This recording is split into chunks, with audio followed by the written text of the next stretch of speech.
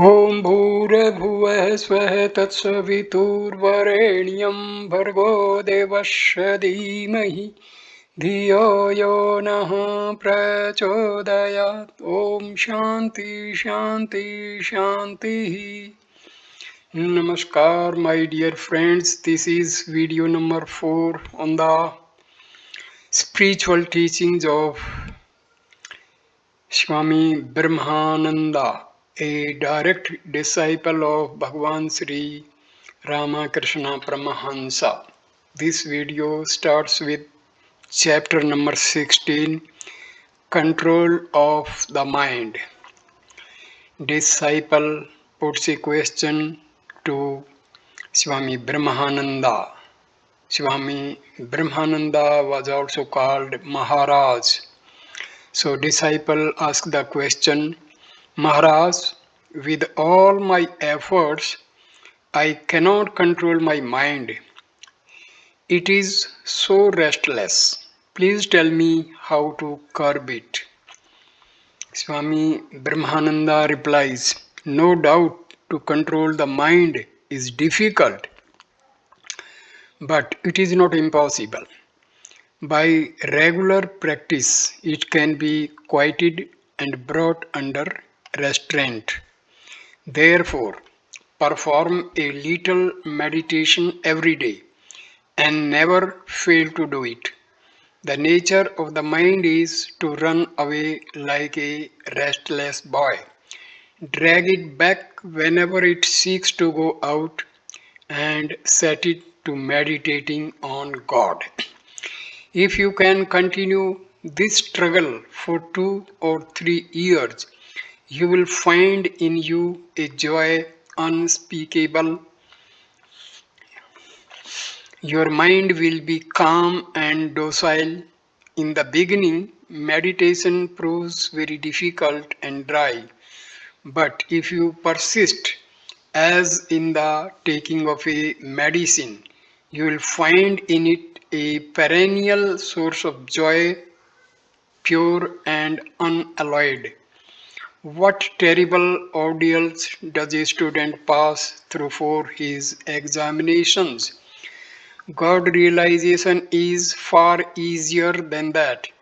If you call upon Him with sincerity and unperturbed mind, He will surely reveal Himself unto you.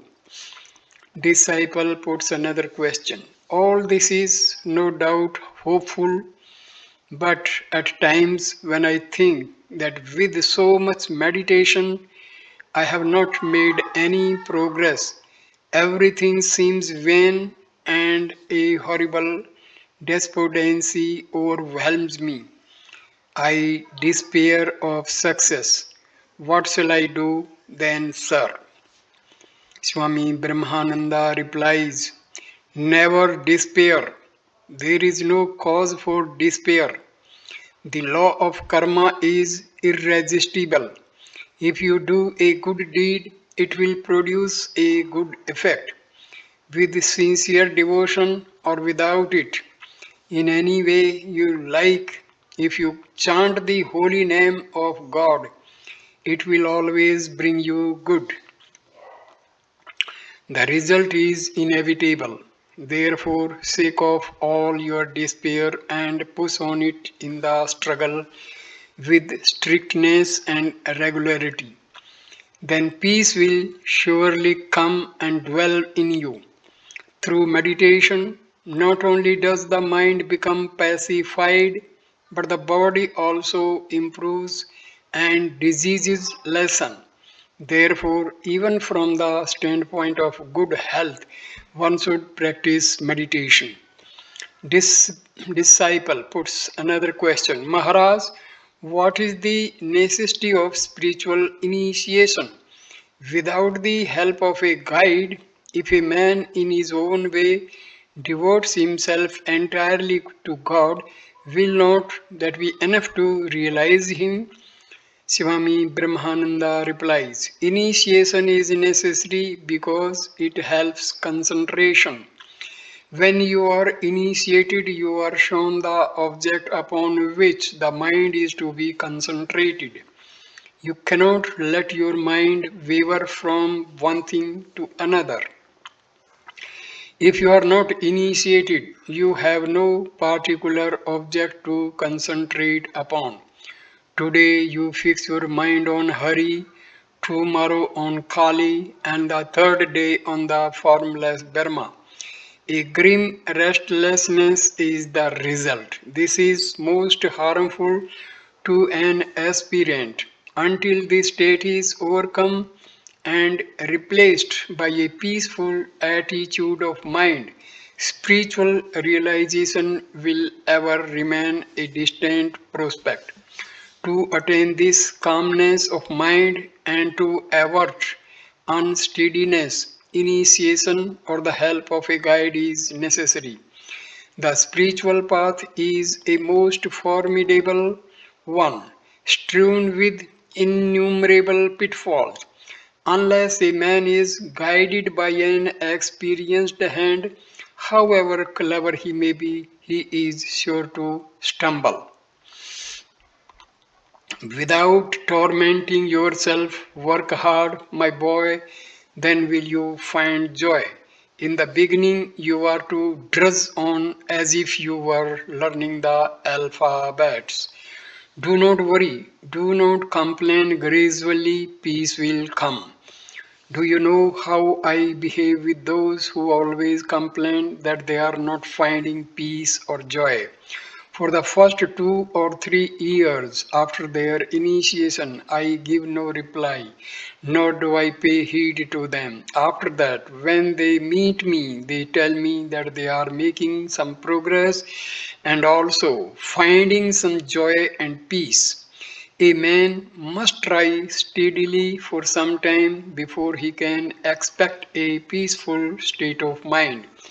Therefore, I ask you to struggle for a period of at least 3 years without any break. Then you can have a claim to joy and not earlier. You will not do anything and yet you want to succeed. Is it not absurd? Nothing great can be achieved by trickery or idleness. If you really want peace, if you truly desire to realize God, then work steadily and wait. Spiritual realization is a question of time. Yours is to struggle and to wait. The mother bird knows well when to open the egg. So the Divine Mother reveals herself to the devotee when the time is ripe. Work and wait. This waiting period is a very hard time. The devotee is always in suspense. Now hope, now despair, now joy, the next moment sorrow. So the struggle goes on. He is constantly fighting a fierce duel, and this continues till he is blessed with the vision of God. But if he is led by a competent guide, he can be relieved of much of this struggle. A wise guide can give an upward lift to the struggling mind, even when it is not mature. Such help also has its dangers. If repeated too often, a greater struggle and a deeper despair may result. In this period of struggle and sadhana, the aspirant must be always alert. He must follow certain fixed rules of conduct and never deviate from them. He must observe perfect continence and eat only such foods as have a soothing effect on his body. He will have to be under the direct guidance of one who understands. He must not exert his brain too much in meditation, otherwise, he is sure to suffer. His brain will become heated, he will feel giddy, and other brain troubles will follow. Meditation in the primary stage being regular warfare with the mind, the mind constantly going outward and the sadhaka trying to drag it back to the feet of the Lord, there is every possibility of the brain becoming overheated. The aspirant should prevent this in the beginning of his sadhana. He should apply himself to pranayama, control of breath, and other hatha yoga exercises. He should proceed slowly and steadily in the spiritual path. Then these preliminary struggles will disappear one by one until finally he will attain to the state of real meditation. Then, even though he meditates for long hours at a stretch, he will feel as refreshed both in body and mind as after deep sleep. He will also feel great joy within. The spiritual novice must keep a special eye on his diet, the body and the mind being closely connected. The least change in the one is followed by a corresponding change in the other. If the stomach is irritated by taking any improper food, the mind too will have a like effect.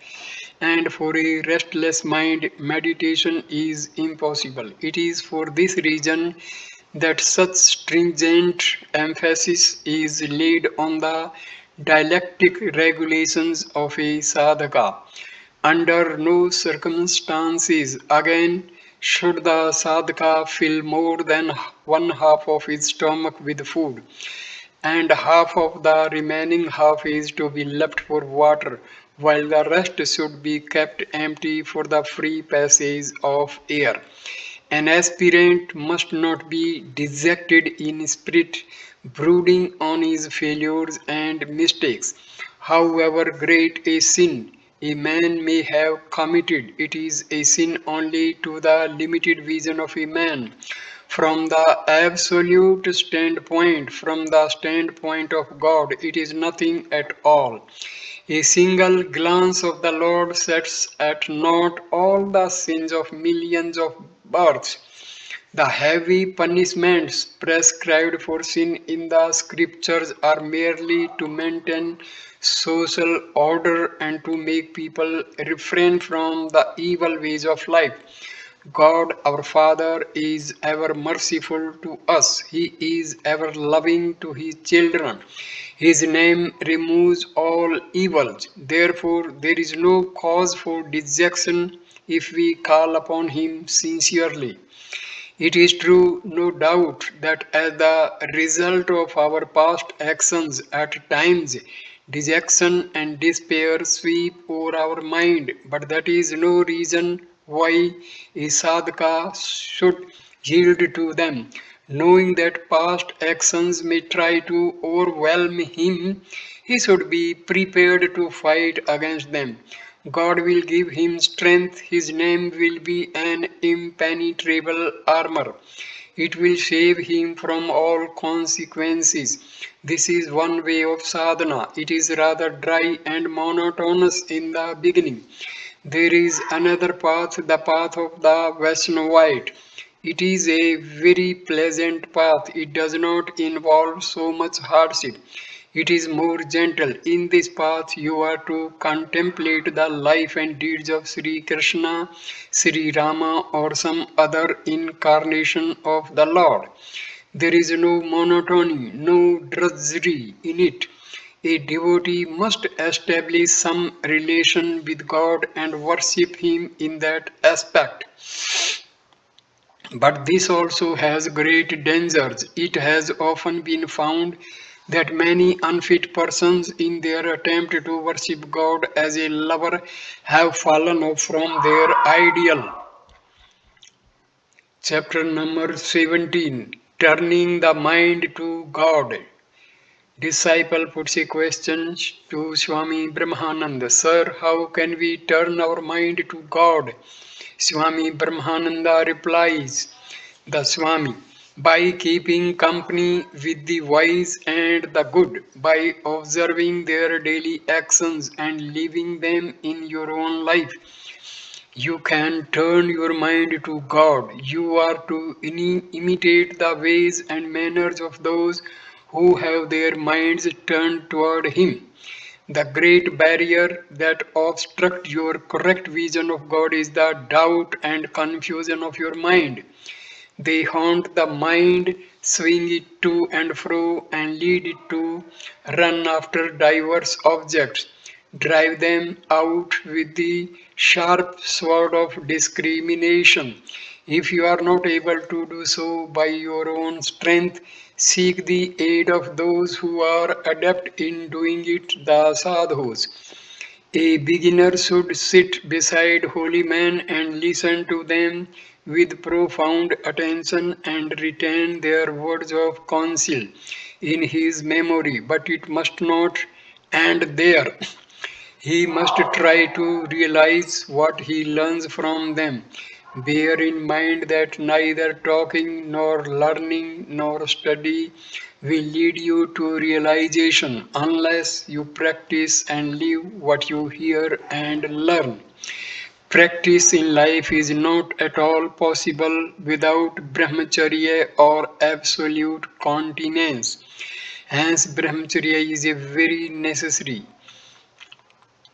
Many attempt to realize God by studying the scriptures, but they do not know that without brahmacharya no one can catch the spirit of the scriptures, much less realize God.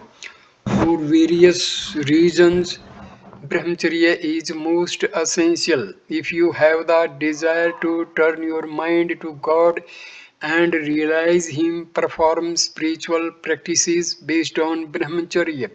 If you wish to read any books, I would recommend to you the Gospel of Sri Ramakrishna and such works. Read them and then try to realize what you read. The more you read such books, the more light you will find in them. Your knowledge of God derived from hearsay is quite different from that acquired by practicing sadhana. This again differs widely from knowledge you acquire after realization. Do you know what Nag Mahasaya used to say? It is easier to earn fame than to renounce it. He who can renounce it is a really great man. He also said, an anchored boat does not move forward. He meant a man whose mind is deep rooted in lust and gold cannot move Godward unless he can free himself from their deluding influence through austere sadhana. God and pleasure seeking cannot go together. If you want the one who you have to banish the other. Human birth is a rare privilege. Having it, if you do not strive after God, you are surely very unfortunate. Your human birth will have been in vain. Sri Sankara has said human birth, desire for salvation, and the company of holy men are rare things on earth.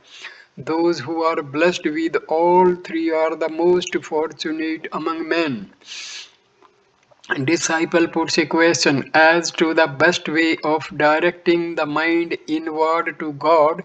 Sri Ramakrishna has prescribed occasional retirement into solitude for a day or a month or for a year as opportunity may permit. You prescribe the company of the holy.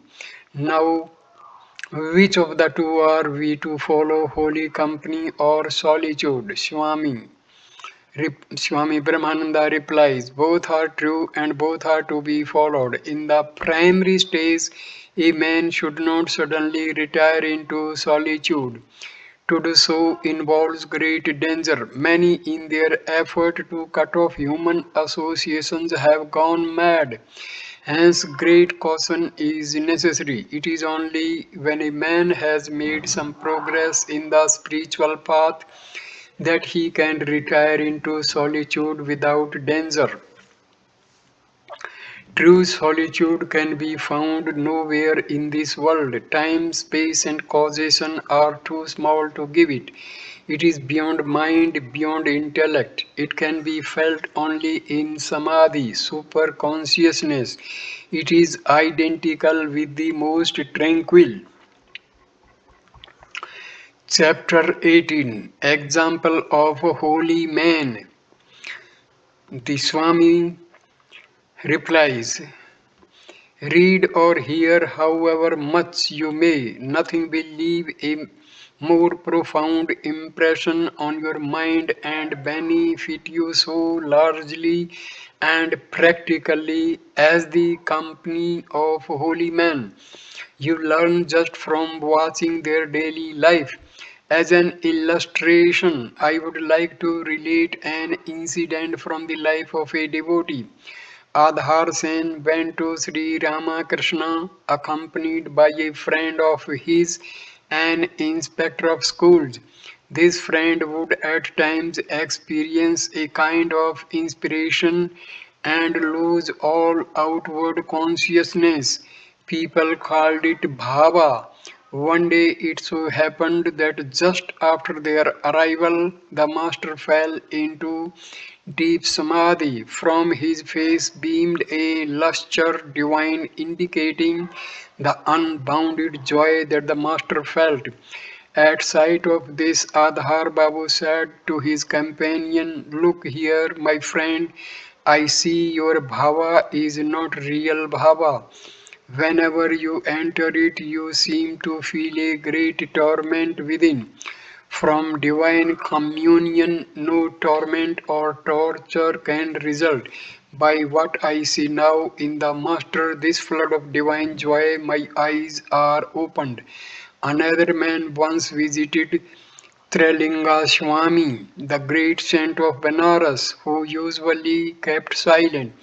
On his return, he thought within himself, I went, but he did not speak. Then what is the good of going to him any more? Nevertheless, he paid him a second visit. This time, no sooner had he taken his seat by the side of the Swami than the latter suddenly began to weep bitterly and then he began to laugh. He was beside himself with madness of devotion. At this, the man said to himself, what I have learnt today, a thousand books could not teach. When I shall so yearn for God, I shall see Him. When I shall hate His grace only, then shall I enjoy such bliss. Disciple puts a question. Maharaj, many maintain that merely paying visits to holy men is enough. Hearing them or observing their life is not necessary. Are we to believe this? Swami Brahmananda replies, no, never. You must mix with them with an open heart. If any doubt arises in your mind, you must tell it to them frankly and get it solved by their help. If you are not able to do it yourself, you must also observe their life in detail and model yours by what you see in them. Disciple, Maharaj, you said that momentary enthusiasm brings no good, that spiritual realization is a question of time. Am I then to give up my yearning for God realization? Swami Brahmananda replies, I might have said that in connection with something else. By momentary enthusiasm is meant to become restless and cry and jump for a day or two from a fit of emotion, an external manifestation of a sudden internal feeling. This disappears in no time, then out of despair and dejection man gives up the path altogether. Disciple, as Sri Ramakrishna has said, if the place for digging a well is shifted again and again, you will never get water. Is that what you mean? Swami Brahmananda replies, yes, tenacity is what is required. If a man's restlessness results from sincere love of God, he cannot live a godless life even though he fails to realize Him. Millions of births may pass without attaining him, yet he will per- persist in calling upon him steadily and quite unmoved. Swami Brahmananda replies that Swamiji, Swami Vivekananda used to say that a little awakening of the Kundalini, individualized cosmic energy, was very dangerous until she rises up higher. Lust, anger, and other lower passions become very disturbing. The Vaishnavite sadhana of Madhur Bhava or Sakhi Bhava, the attitude of worshipping God as an eternal bridegroom or a friend of the devotee, is exceedingly dangerous. In trying to remember constantly the story of Sri Krishna's divine play with Sri Radha, the Vaishnavites cannot control their lust and they do all sorts of lecherous acts. Hence, the restriction for the beginner, beginner in reading the Ras Leela story of Sri Krishna's divine play with Sri Radha and such works. Meditation is not an easy thing. Eat a bit more and your mind will not settle that day. When lust, anger, greed, and the whole host of evil passions are kept under control, then and then alone does meditation becomes possible. If any one of these assets itself, meditation will be impossible. It is easier to sit in a circle of burning fire, but to keep the passions under control and not allow them to make an impression upon the mind, that is real tapasya. What religion can there be for eunuchs? The control of passions and desires is the greatest penance. Seeing that worldly men are constantly engaged in unholy acts, it is not so much of a sin on your part if occasional evil thoughts crop up in your mind. Drive them out. Without meditation, the mind cannot become tranquil, and without tranquility, religion is not possible. To think I shall meditate when the mind grows tranquil is to think an impossibility. Tranquility and meditation must go hand in hand. We cannot love Sri Ramakrishna so long as there is the idea of bargaining in us. That's why we despair when we cannot see him after a little prayer. Still again, it is not desirable to give expression to our inner feelings, for that lessens the intensity of love. Chapter number 19, Meditation. Disciple puts a question to Swami Brahmananda. Disciple: Maharaj, how can God yearning be intensified? Swami Brahmananda replies: Swami, through steady spiritual practice with a mind purified by the influence of holy company and the instruction of the Guru, spiritual teacher, in this world, even in the art of stealing, a Guru is required. How much greater must be the necessity of a Guru for acquiring supreme knowledge of Brahma? Disciple: how can one attain peace? Swamiji: peace and sincere love of God and true faith come together. At the very start, how can one attain peace? First must come restlessness, yearning, and intense pain for not having seen Him. The greater the thirst, the sweeter the water. We must rouse unrest in the heart.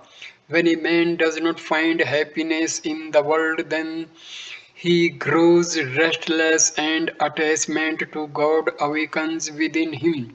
Disciple: how can love of God grow? Swamiji: by sadhana and prayer, thus have all attained. Disciple: is it possible in the world? Swamiji, is there anyone outside the world? Disciple, no, I mean living in the family. Swamiji replies, it is possible but very difficult. Disciple, when this passion for the world comes, should one renounce? Swami Brahmananda replies, that is what is called Vairagyam. Yes, that is real Vairagyam, this passion.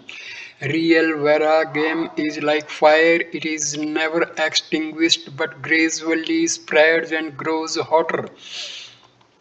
Sri Ramakrishna used to say, as a fish swims about merrily when put in larger water, so is the man who has renounced the world. Never does he want to be fettered again. Disciple, is it possible without a guru? Swami Brahmananda replies, I think not. Guru means one who shows the path to the Ishtam through a holy name, mantram. Upa-gurus, intermediaries can be many, but the Supreme Guru is one that commands, practice these sadhanas and move with holy men. In olden times, the custom was to live with the Guru. The Guru would watch over the pupil and pupil would serve him. When the pupil went astray, the Guru would bring him back. So none but the knower of the Brahma or one far advanced in sadhana should be chosen as the Guru. Disciple, how to know him? Swami Brahmananda, by moving with him closely for some time. The Guru too will watch his would-be disciple. If the disciple possesses a strong desire for enjoyment and cannot be easily brought round, the Guru will not initiate him.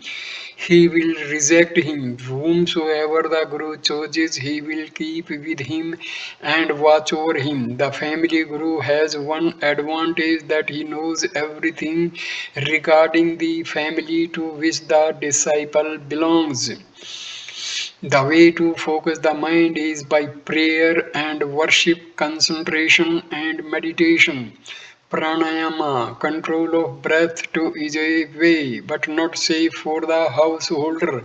The loss of the vital fluid brings about disease. Good food, a good place, and pure air, these are necessary. There is no other condition for meditation. Meditation in solitude has to be practiced, not for an hour or for a day. The more you practice, the more benefited you will be.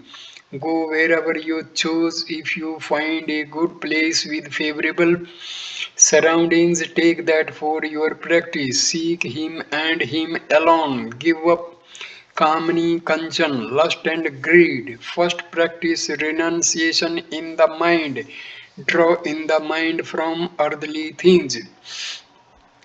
In the beginning, meditation must be sakara with form, then nirakara, formless, and finally you realize that Brahma is real and all else is illusion. The world as it appears to us is all illusion. In Samadhi, the world does not exist, only bliss, as after deep sleep. A man says, I tasted real joy. When a man descends from Samadhi, like the rishis, he says of his experience, it was bliss and bliss only. Words cannot describe it. The I and thou vanish. Satchidananda, existence, knowledge, bliss, absolute, alone remains. If asked what is the proof that God exists, the answer is I have seen God and you too can see him if you follow me. So have said all the saints and saviors. As Sri Ramakrishna has said, by merely repeating the name of Siddhi, hemp leaves, you cannot become intoxicated. Gather them, grind and dissolve them, drink them and wait for a while. Then alone will you feel the intoxication. In the same way, simply crying out, Lord, Lord, will not do. Practice sadhana and wait. Disciple puts a question to Swami Brahmananda. In performing japam, sometimes I forget everything. What is that, sir? Swamiji, the Panchadasi is of the opinion that this feeling stand as an impediment.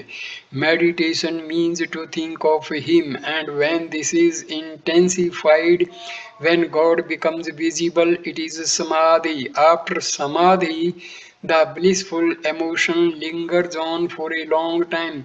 Some hold it continues forever. Sri Chaitanya sent a man to Ramananda. Ramananda lived a life of luxury, but but at the name of the Lord, a fountain of tears of devotion burst from his eyes.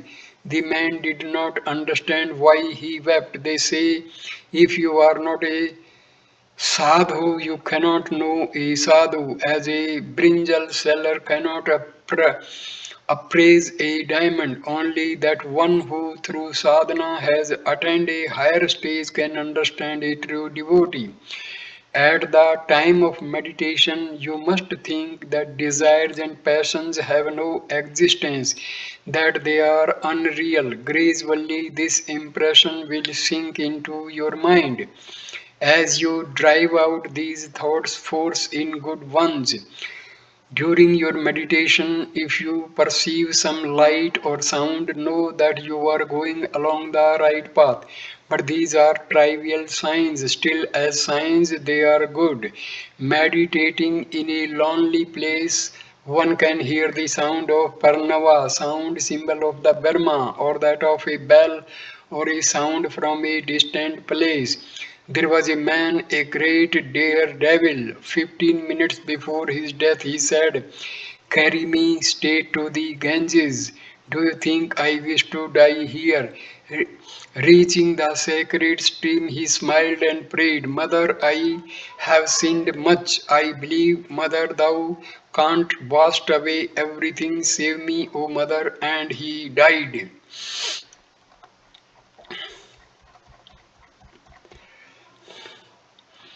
I end this video here. Next video will start with chapter number 20. Topic will be God vision, vision of God. So thank you for watching this video. Please like, comment and share the video and subscribe the channel. Thanks a lot. Namaskar my dear friends.